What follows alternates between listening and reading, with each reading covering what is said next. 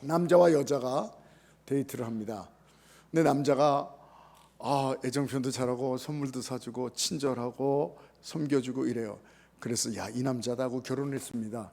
그런데 결혼하고 나서는 애정 표현도 안 하고 살갑지도 않고 도와주지도 않아요. 그래서 부인이, 와이프가 화가 났어요. 여보, 당신 사람이 왜 이래? 그랬더니 남자가 뭐라 그래요? 잡아놓은 물고기는 모유를 주지 않는다, 이런 얘기를 한다는 거예요.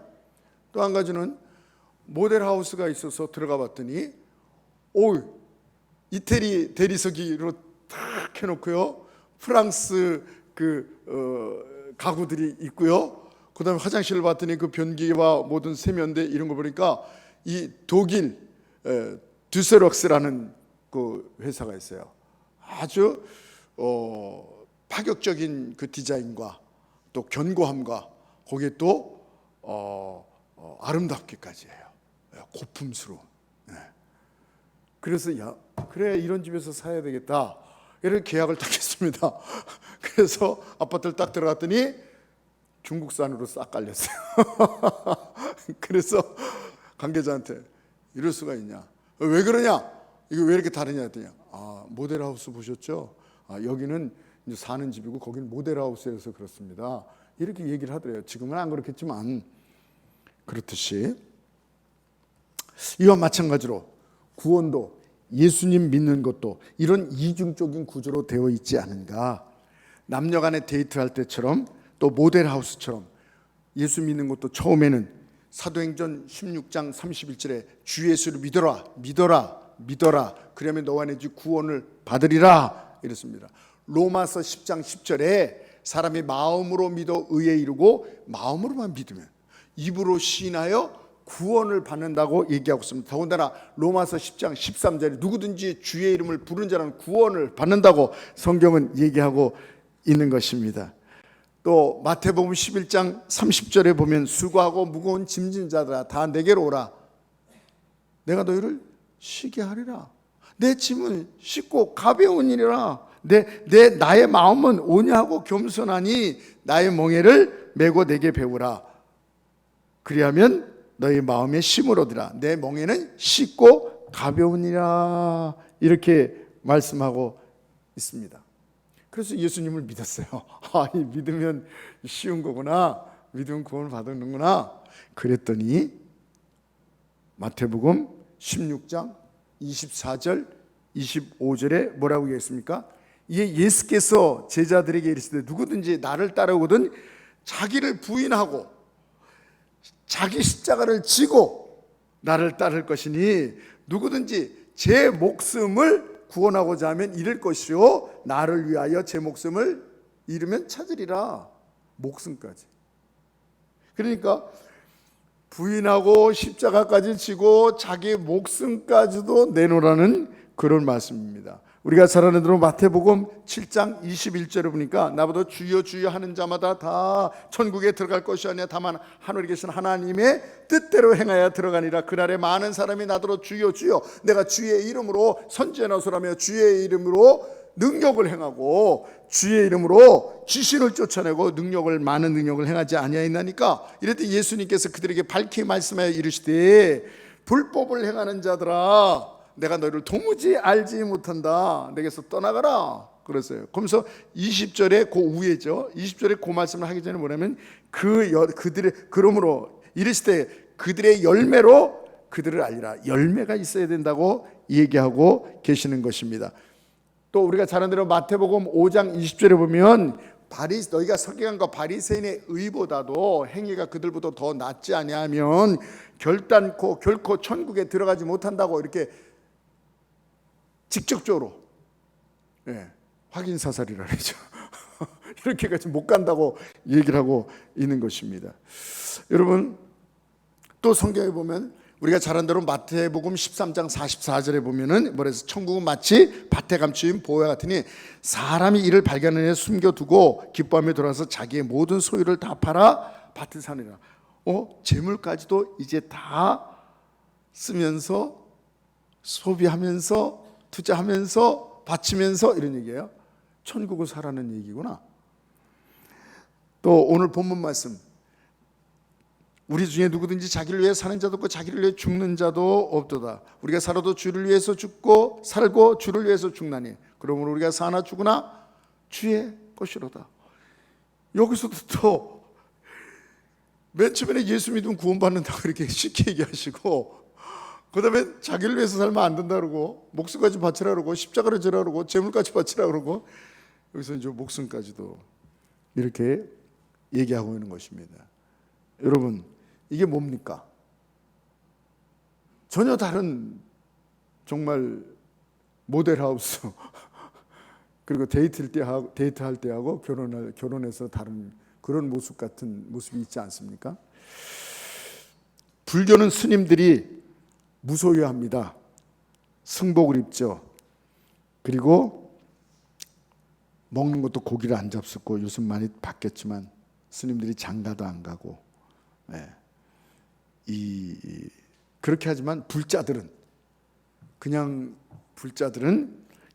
그렇게 살지 않아도 돼요. 불자들은 고기도 먹고 십장가 가고 무소유하지 않아도 되고, 뭐 옷도 뭐 입어도 되고 이렇게 사는 것 같은데,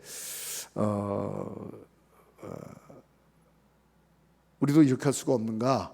그냥 이 목회자가, 우리 기독교도 쉽게 그냥 믿고, 목회자나 성도나 쉽게 믿으면 안 되나? 대표로 목사님이 그렇게 믿고 성도님들은 쉽게 믿으면 안 되나? 이렇게 생각하실 텐데, 근데 성경은요, 마태복음 10장 39절 보니까 나를 위하여 자기 목숨을 얻는 자는 잃을 것이요. 아까 좀 아까 한 겁니다. 나를 위하여 자기 목숨을 잃은 자는 얻을 것이다. 그러니까 목회자건 성도건 다 순교자적 삶을 살아야 된다고 말하고 있어요. 그러면 아까도 얘기했죠. 우리도 대표로 목사님만, 성직자만 그렇게 절제하면서 죽고자 믿고 바치고 그렇게 살고, 우리 성도들은 예외로 하면 안 됩니까? 그런 생각이 들 거예요. 가톨릭도 신부님 있어가지고 신부님이 대표성을 갖고 장가도 들지 않고 검정색 옷을 거의 입고 또 무소유로 살아가고 이렇게 하지 않습니까? 여러분 어때요? 우리도 그냥 그 첫 번째 말했던, 그냥 믿으면, 입으로 시인하면, 마음으로 믿으면 구원을 얻는 성도들이 이렇게 살고, 목사님은 아까 얘기한 대로 자기를 위해서 살지 말고 소유도 십자가도 지고 이 죽음으로 정말 이렇게 사는 것, 그렇게 믿으면 어떨까? 이렇게 결론 지어주면 될까요? 어떠세요? 목사님은 그렇게 살고 저만 살면 좀 그럴 것 같아서 우리 장로님까지 이렇게 혼자 죽었으면서 장로님, 사모님 이렇게까지는 대표성을 갖고 그렇게 살고, 그냥 불교처럼 가톨릭처럼 성도님들은 그냥 이렇게 살고 이러면 어떨까요? 그런데 오늘 제목을 보세요. 무거운 설교입니다.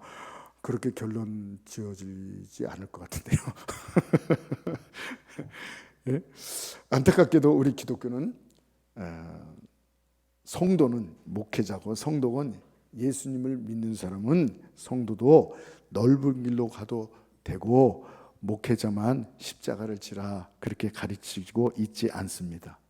오직 예수를 위하여 살고 죽고 거룩하게 살고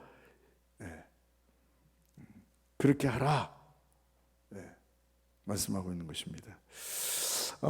목회자이건 장로님이건 권사님이건 집사님이건 권찰님이건 뭐 대학생이건 학생이건 어린아이건 똑같이.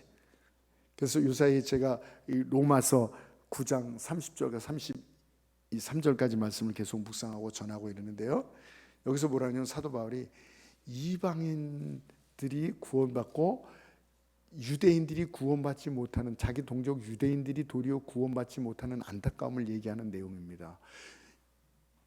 이방인들은 아무것도 없단 말이에요.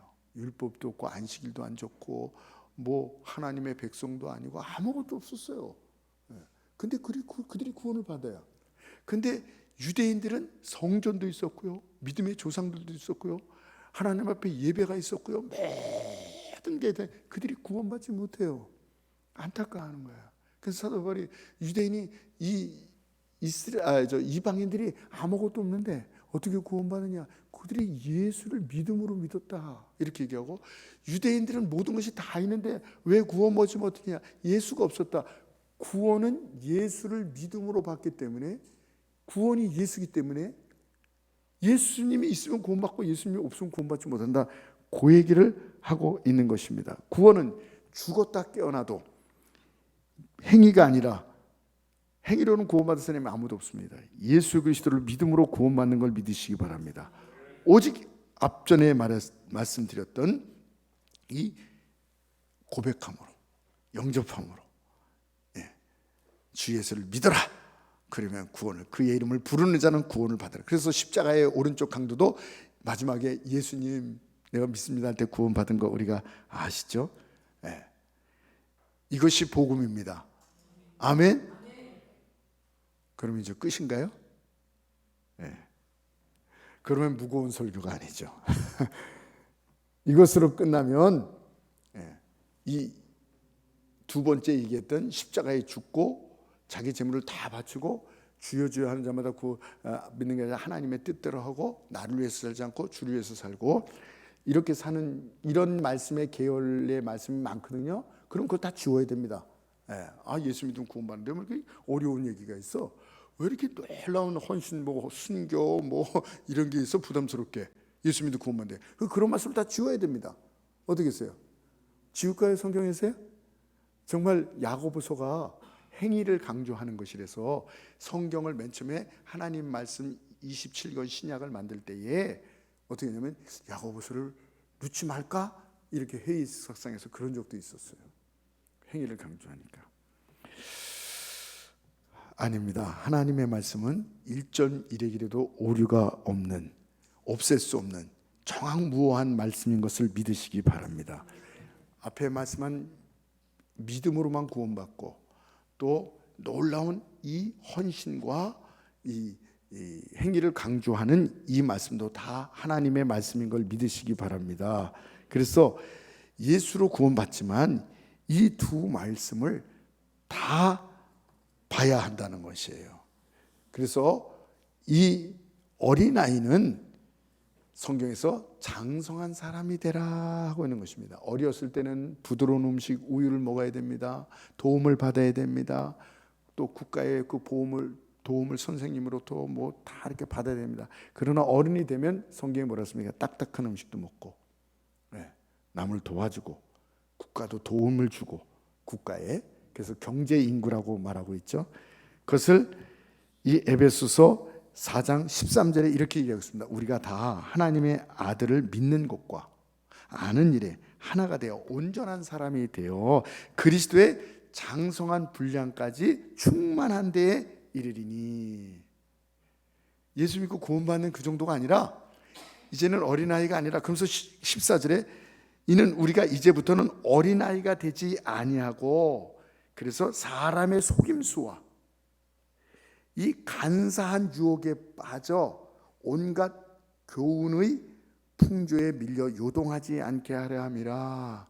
그냥 예수 믿고 구원받는데 여기에만 머물러 있고 그 놀라운 말씀을 갖지 않고 어린아이처럼만 그냥 세상 좋고 세상으로만 살아가면 유혹하는 자, 속이는 자가 있다는 것입니다.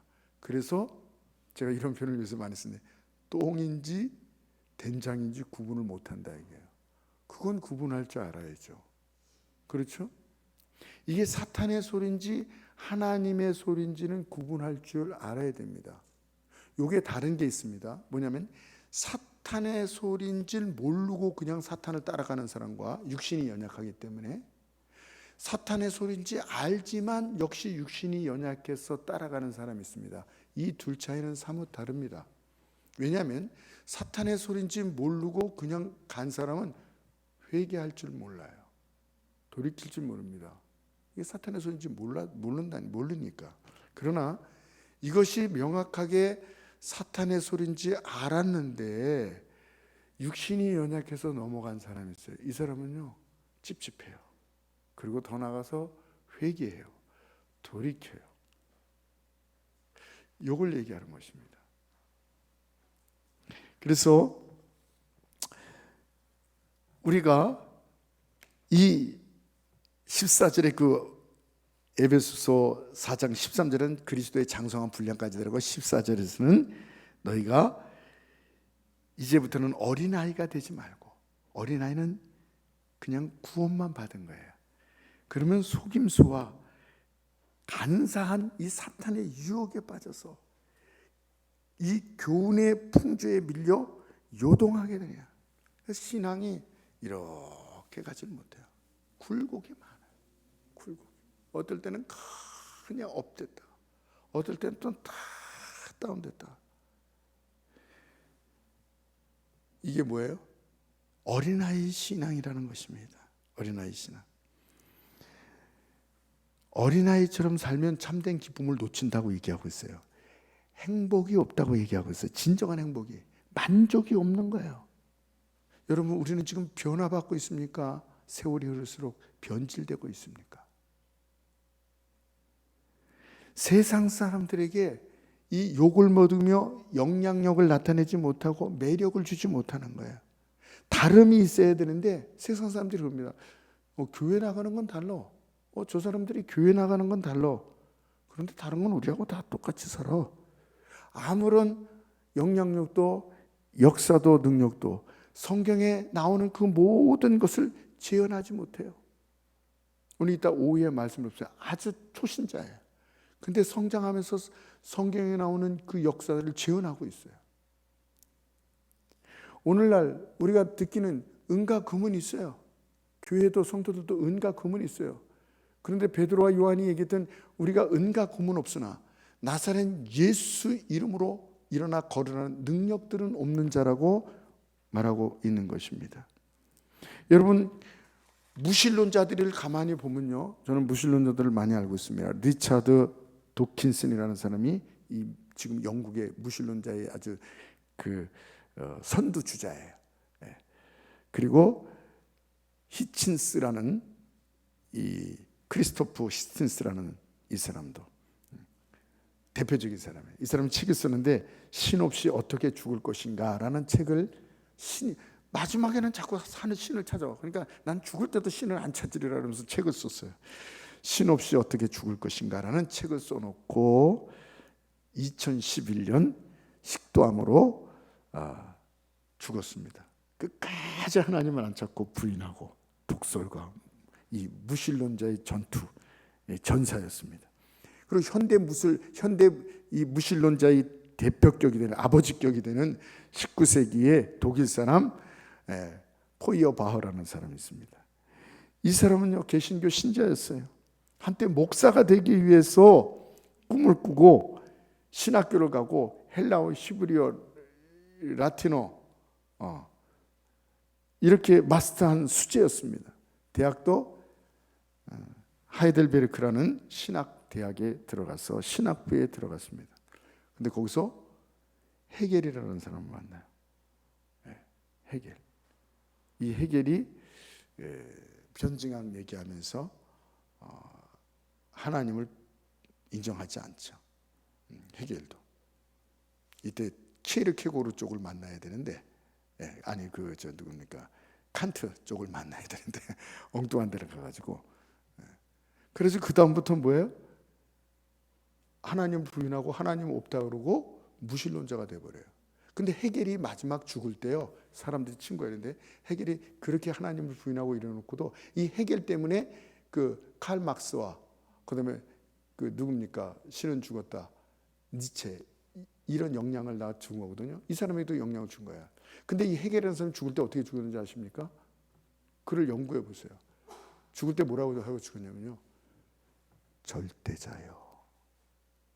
절대자요. 그건 뭔 뜻인지 모르겠어요. 하여튼 절대자를 불렀어요.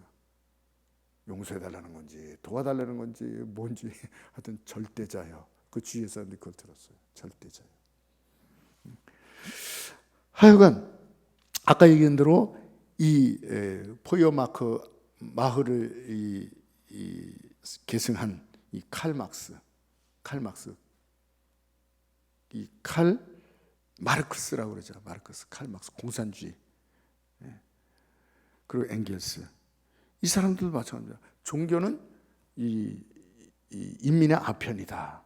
그래서 현실을 바라고 직시하고 현실을 고쳐야 되는데 이 믿는 사람들은 하늘만 보고 투쟁할 수 없다. 그런데 이들도 뭐냐면 열렬한 기독교 신자였어요. 기독교 고등학교를 나왔고요. 교회에서 기독교식으로 결혼했고요. 칼 막스가요. 이런 사람이에요. 그런데 어떻게 돼요? 이렇게 아주 전투적인 무신론자가 되었던 것입니다. 그 외에 프로이드, 기독교 정신학 이렇게 심리학자이죠? 아니에요. 이 사람 부모는요. 그리고 대표적인 사람 뭐예요? 이 사람은 안 나오면 안 되죠. 섭섭하죠. 프로이드, 니체. 신은 죽었다. Gott ist tot. 일본 사람들이 T자를 해야 돼요. Gott ist tot. 이런데 Gott ist tot. 신은 죽었다. 이렇게 얘기한 사람입니다. 기독교 집안에서 태어났어요. 할아버지가 목사예요. 아버지도 목사예요. 이 사람은 니체는 어렸을 때 어떻게 된지 아십니까? 어린 목사였어요. 할아버지도 목사, 아버지도 목사. 얘도 성경을 얼마나 잘하는지, 찬송을 얼마나 잘하는지, 기도를 얼마나 잘하는지 어린 목사였습니다. 어렸을부터. 그런데 왜 이들이 이렇게 됐을까요? 공통점이 뭔지 아십니까? 하나님은 안 보여요. 그런데 그 안 보이는 하나님을 믿는 사람에게조차도 하나님이 안 보이는 거예요. 교회만 신앙생활하지, 교회만 다니지 전혀 다른 모습. 딴 사람 교회 나오면 전혀 하나님이 없는 모습처럼. 그래서 그 사람들이 기독교인을 비판하는데 뭐랍니까? 능력 없는 이기주의자들. 능력은 없고 이기주의. 자기네는 그들이 볼 때 자기네는 열심히 해서 이렇게 불을 척척하고 이렇게 살라 그러는데 그들은 하나님한테 복을 달라 그러면서 그냥 불로소득을 바라는 자처럼 보이는 거예요. 그들이 볼 때는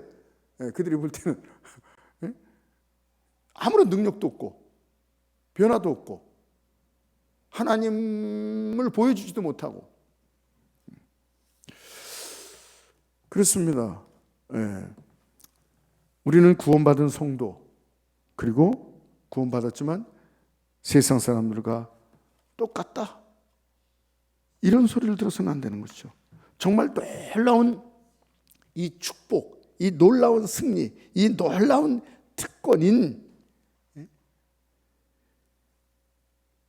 우리 중에 누구든지 오늘 본문이 누구든지 자기를 위해 사는 자도 없고 자기를 죽는 자도 없다. 오 하나님, 이런 내가 주인이 아니라 주님이 주인이 되고 십자가를 사모하고 기도의 사람이 되고 영적인 사람이 되는 이런 걸요 어느 기도보다도 어느 은혜보다도 어느 소원보다도 어느 축복보다도 먼저 간절히 기도해야 될 내용입니다. 제가 어떤 분의 간증을 드리니까 이분이 그러더라고요. 초신자니까 재밌게 기도를 하는 거예요. 하나님 앞에 이렇게 기도를 해요. 하나님 지금 다른 사람의 기도를 잠시 다 멈추게 해주세요. 멈추게 해주세요. 하나님은 다 들을 수 있는데 초신자니까 지금 다 사람들의 기도를 멈추게 해주시고 하나님 내 기도만 지금 집중해서 지금 너무나도 중요하기 때문에 내 기도만 좀 들어주세요. 이렇게 기도하는 거예요. 그것처럼 우리가 정말 그 어떤 것도 물질과 질병과 자녀 문제와 어떤 우리의 지금 삶의 모습과 그 염려와 고통 그거보다도 먼저 우리가 간절히 기도할 내용 바로 오늘 본문 말씀입니다. 제가 어렸을 때 그 시를 본 걸 몇 분 말씀드렸죠. 우리로 하여금 무언가 겪게 하소서. 삶을 향한 우리의 떨림을 굽혀보소서. 빛과 그리고 노래처럼 우리는 승하고 싶습니다. 그걸 다시 한번 생각하게 되더라고요. 아, 이 시 잘못됐구나. 처음에는 우리로 하여금 무언가 겪게 하소서. 맞아요. 삶을 향한 우리의 떨림을 굽혀보소서. 너무나 연약하기 때문에 미래에 뭐가 올지 몰라요. 그래서 떠는 거예요. 우리의 떨림을 굽혀보소서. 그러나 빛과 그리고 노래처럼 우리는 승하고 싶습니다. 뭔가 성공하고 싶고 잘 돼가 싶고 내가 영광 받고 싶고 빛나고 싶고 막 이렇게 되고, 이게 아니구나. 이게 아니구나. 우리로 하여금 무언가 겪게 하소서. 삶을 향하는 우리의 떨림을 굽어보소서. 기도와 겸손으로, 겸손으로 하나님의 영광이 나타나는 인생 되게 하여 주시옵소서. 아멘. 이렇게 돼야 되는 거구나. 이렇게 되는, 내 성공, 내 영광이 아니라 나를 위해서 내 목적을 이루기 위한 삶이 아니라, 여러분, 이 가치관의 변화가 있어야 됩니다. 예수를 믿고 구원받았는데 여전히 내 영광, 내 성공, 내 기쁨, 이걸 위해서 살아간다면 이 가치관의 변화가 없는 거예요. 아무런 역사도 기쁨도 자기 영광도 없어지는 거예요. 예수 그리스도 하나님의 영광을 위하여 살게 하여 주시옵소서. 그러나 이렇게 사는 사람들이 이렇게 산다고 이렇게 결심해도 이것이 희생처럼 생각하면 안 됩니다. 그럼 이건 길을 또 잘못 가는 거예요. 내가 기도의 사람이 돼야지, 내가 나를 위해서 살고 주님을 위해서 살아야지, 내 모든 것을 주님을 위해서 드려야지, 헌신하고 이제 그래야지, 영적으로 살아야지, 이러면서 나는 이제 희생하면서 살아. 나는 내 것을 다 빼앗겼어. 억지로 하는 것이 아닙니다. 내가 이렇게 살아노라고 희생하고 헌신한다고 너희들은 뭐니? 교만하고 자기를 내세우고 자랑하고, 이거는 또 길을 잘못 가는 겁니다. 왜냐하면 도리어 그렇게 된 것이 감사와 감격으로 돼야 된다는 것이에요. 오늘 좀 설교가 무겁습니까? 눌리세요? 내가 이 일에 선택됐다는 거, 내가 이렇게 살 수 있는 것이 당첨됐다는 거예요. 여러분, 뭐 당첨, 뭐 로또 같은 거 당첨되면 좋다고 생각하잖아요. 그거보다 더한 것에 당첨됐다는 기분으로. 그래서 우리가 늘 말하는 써주시니 감사합니다. 이 가치관이 바뀌어야 되는 거예요. 옛날엔 옛날엔 다이아몬드가 나의 성공이 축복이 세상의 어떤 재미가 그것이 최고의 가치였었는데 그걸 위해서 우리가 막 움직이고, 근데 어느 날 그것이 배설물이 되는 거예요. 세상 사람들은 예배, 날마다 예배 드리냐, 하나님의 영광, 주님의 영광, 그건 뭐야? 나를 위해서, 자신을 위해서 살아야지. 이름 없이 빛도 없이 하나님의 말씀만, 하나님과 교제하는 거, 이거 아주 그들은 배설물로 여깁니다. 가치 없는 걸로 여깁니다. 그런데 바뀌는 거예요. 이제는 이쪽 것이 세상의 그 반짝반짝거리는 것들이 배설물이 되고, 정말 영의 그 가치 있는 것들을 보석으로 여기는. 아멘. 그래서 우리가 성공을 위하여, 축복을 위하여, 내 영광을 위하여, 더 많은 소유를 위하여, 즐거움을 위하여 기뻐하고, 그런 것을 위해서 살 때는 어떻게 했어요? 힘이 안 들잖아요. 억지가 아니잖아요. 즐겁잖아요. 기뻐하잖아요. 시간 가는 줄 모르잖아요. 그러듯이 이 마태복음 13장 14절에 뭐라 했습니까? 천국은 밭에 감춘 보화 같으니, 그랬어요. 사람이 이를 발견한 후에 숨겨두고 기뻐하며, 여기 핵심이 기뻐함입니다. 그 사람이 밭에서 보화를 발견하고 기뻐하면서 자기의 모든 것을 다 처리하고 그 밭을 사는 거야. 기쁨. 왜? 더 가치가 있기 때문에. 근데 신경질 내고 억지로 내가 희생해내고 다 빼앗겨서 내가 이걸 사, 이건 보화를 발견한 사람의 모습이 아니죠. 이해되십니까? 기뻐했다 그랬어요. 돌아가서 자기의 모든 소유를 기꺼이, 그래서 그 밭을 사는 거예요. 그것을 얘기하고 있습니다. 그래서 우리도 이 예수님 먼저 이런 약은 길, 좋은 길, 축복의 길을 예수님 먼저 가셨어요. 이 승리의 길을 먼저 가셨어요. 그래서 예수님이 순종의 길로 가시고요, 말씀의 길로 가시고요, 십자가의 길로 가신 거예요. 이게 너무나도 보배이기 때문에 예수님은 그걸 아시고 글로 가신 것입니다. 그리고 그분의 제자들은 어떻게 됐습니까? 그분의 제자들도 똑같이 한 명도 돈을 위하여, 안위를 위하여, 쾌락을 위하여 살아간 사람이 있습니까? 안 그랬어요. 더 기쁘고 행복하고 가치 있는 이 영의 길로, 말씀의 길로, 기도의 길로, 살고자 하는 길이 아니라 죽고자 하는 길로. 목사님 지금 그런 시대가 아니잖아요. 뭐 선교사님들이나 그런 데서 핍박받는데 죽을지 모르지만 여기서 뭐 죽을 일이 있나요? 예. 시대가 뭐 예수 믿는다고 죽진 않죠. 그러나 그 정신만이라도, 그들이 순교 가졌던 그 정신만이라도, 여러분 초대교회 로마 시대의 핍박을 받을 때에 이 기독교는 세상과 달랐습니다. 방향이 달랐고, 목적이 달랐고, 기쁨이 달랐고, 능력이 달랐고, 죽음이 달랐습니다. 자기를 위해 사는 자도 없고 자기를 위해 죽는 자도 없었습니다. 자기를 위해 사는 자도 없어. 죽어도 살아도 주를 위해서 죽었어요. 죽음이 달랐어요. 그들의 부활도 다릅니다. 고린도전서 15장 35절이니까 부활의 영광도 각기 다 다르리니 해의 이 영광이 있고 달의 영광이 있고 별들의 그 모든 영광이 다 각각 다르다고 얘기하고 있습니다. 성경은 분명히 말하고 있습니다. 예수 믿으면 구원 받는다고. 이건 진리입니다. 그러나 그 후에 십자가를 지라. 너를 위해서 살지 말고 주를 위해서 살아라. 네. 하늘의 부활을 위해서 살아라. 육신을 위해서 살지 말고 기도의 사람이 되라라고 얘기하고 있습니다. 그러나 이 구원받는 이 어린아이 신앙, 이 배설물에 머물지 말고 더 큰 영원한 축복, 더 큰 잠시 받을 것이 아니라 영원한 승리, 이 세상의 그 어떠한 참편도, 이 세상의 참편, 이 세상의 국회의원, 이 세상의 대통령들도 기한이 있잖아요. 그러나 우리가 얻는 이 참편의 벨트는 뭐예요? 영원한 것인 것을 믿으시기 바랍니다. 네. 그래서 더 큰 행복의 소유자가 되라는 것입니다. 여기에 신학생활 이쪽 길로 간다 할지라도 여기에 다시 말하지만 빼앗겼어. 나는 희생하고 있어. 이런 단어는, 억지로 마지못해 힘들게 하는 단어는, 이건 언어 도단이에요. 가당치도 않은 말입니다.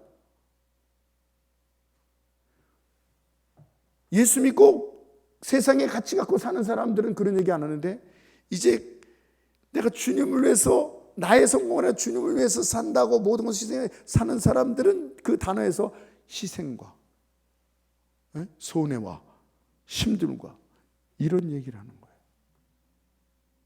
아닌 것이죠. 감사가 있고 거기에는 정말 감격이 있는 것이고, 할렐루야. 이게 가치관이 바뀐 사람들의 모습입니다. 주님, 저와 저도 그렇고 우리 성도님들이 없어지고 썩어질 축복에만 머물지 말고 구원받은 성도들이 정말 더 큰 영원한 축복을 위하여 기꺼이 기쁨으로, 정말 이 즐거움으로, 자원하는 마음으로 달려갈 수 있는 그런 은혜를 주시옵소서. 여러분, 이거 우리의 노력으로 안 됩니다. 여태까지 해봤잖아요. 우리의 노력으로 안 돼요. 하나님의 은혜로만 가능한 것입니다. 우리가 할 수 있는 것은 제가 가르쳐 드리는 거예요. 맨 처음에 이 큰 강의 배를 지을 때 기술이 없어서, 지금 많이 다르지만 어떻게 이쪽에서 이쪽으로 이걸 어떻게 져야 되는가, 맨 처음에요. 그래서 어떻게 했냐면 실에다가 가는 철사에다가 맨 처음에 실내에서 뭘 해가지고, 실은 멀리 나갈 수 있으니까 던진 거야. 네, 뭐 대포를 쐈든 뭐였든. 그래서 실이 지금도 배를 이렇게 정착시킬 때 그런 걸 씁니다. 네. 그래서 가서 거기서 실을 이렇게 잡아당기고, 그 다음엔 철사, 그 다음에 조금 굵은 철사, 그래서 나중에 큰 걸 해가지고 연결시켜서 그 다리를 만들 수 있었어요. 맨 처음부터 그 큰 거를 옮길 수 없으니까 가느다란 실부터 마찬가지입니다. 어떻게 이렇게 살 수 있습니까? 안 돼요. 어떻게 우리가 순교자적 헌신을 갖고 내 귀한 거 조금이라도 손해보면 안 될 그런 마음들을 다 갖고 있는데, 어떻게 그런 걸 다, 나를 위해서 살고자 하는 것이 아침부터 저녁까지 계속 먹어줘야 되고 봐야 되고 얘기해야 되고 움직여야 되고, 다 나를 위해서 살아가는 걸, 나를 위해서 살고 주님 위해서 어떻게 그렇게 살아갈 수 있습니까? 네? 없어요. 근데 어떻게 그렇게 됩니까? 우리의 노력을 한다고 은혜로 되는데, 우리가 할 수 있는 것은 뭡니까? 조그만 것부터 하는 거예요. 그게 뭐냐면요, 소원하는 거예요. 하나님, 내가 이 썩어질 거 없어질 거 이거 아무것도 안 돼, 요거 때문에 살지 않고 너희는 먼저 그의 나라와 그의 의를 구하라. 그래야 모든 것을. 하나님은 절대 우리 거를 빼앗아 가는 게 아니에요. 이상한 사람으로 만드는 게 아니에요. 가져도 있어도 행복하지 않다니까요. 거기에는 만족이 없다니까요. 정말 만족, 정말 승리, 정말 높은 걸, 영원한 것을, 영원한 금은발을 우리에게 주시는 거예요. 영원한 생명을 주시는 거예요. 영원한 행복을 주시는 거예요. 영원한 가치를 주시는 거예요. 그래서 너희가 간절히 소원하라. 간절히 바라라. 그리고 기도하라. 하나님 인도하여 주시옵소서. 간절하게, 그 어떤 기도보다도 간절하게 제자들처럼, 예수님처럼 하나님의 말씀대로 살아가게 하여 주시옵소서. 그러면 주께서 저와 여러분의 기도를 들으시고 우리의 작은 신임에도 응답하시는 하나님께서 반드시 우리가 그런 마음, 우리는 움직일 수 없어요. 그렇게 변할 수 없어요. 그런데 간절한 그 마음, 소원을 갖고 기도할 때에 하나님께서 우리의 신임에 응답하시고 우리의 기도에 역사하시는 주님인 걸 믿으시기 바랍니다. 이 시간 나오시기 바랍니다. 이 시간 기도할 때에 하나님, 우리가 예수님 믿고 구원받은 이걸로만 머물러 있고 어린아이처럼 머물러 있으니 진정한 성경에 나오는 축복과 기쁨과 능력도 소유하지 못하고 세상 사람들한테 정말 핀잔만 받을 때가 많습니다. 너희 다른 게 무엇이냐? 너에게 하나님을 보여달라. 보이지 못하고 있습니다. 근데 여기 놀라운 그리스도의 장성한 분량까지 자라게 하는 놀라운 성경 구절, 그런 헌신의 희생의 말씀이 있습니다. 주여, 그런데 우리는 도저히 그렇게 살아갈 수가 없습니다. 그렇게 살아갈 수가 없습니다. 그래서 어떻게 해요? 기도합니다. 간절한 마음을 갖습니다. 마음의 소원을 갖습니다. 그럴 때 하나님께서 그 마음의 소원을 들으시고 우리를 인도해 주십니다. 할렐루야. 하나님은 우리를 인도해 주십니다. 우리가 간절히 소원하고 바라고 기도하면 하나님께서 인도해 주시고, 하나님께서 힘 주시고, 하나님께서 능력 주시고, 그 길을 기쁨으로 감사함으로 걸을 수 있게 하십니다. 이 시간에 우리 말씀을 생각하면서 한번 하나님께 1분간만 기도하겠습니다. 주여,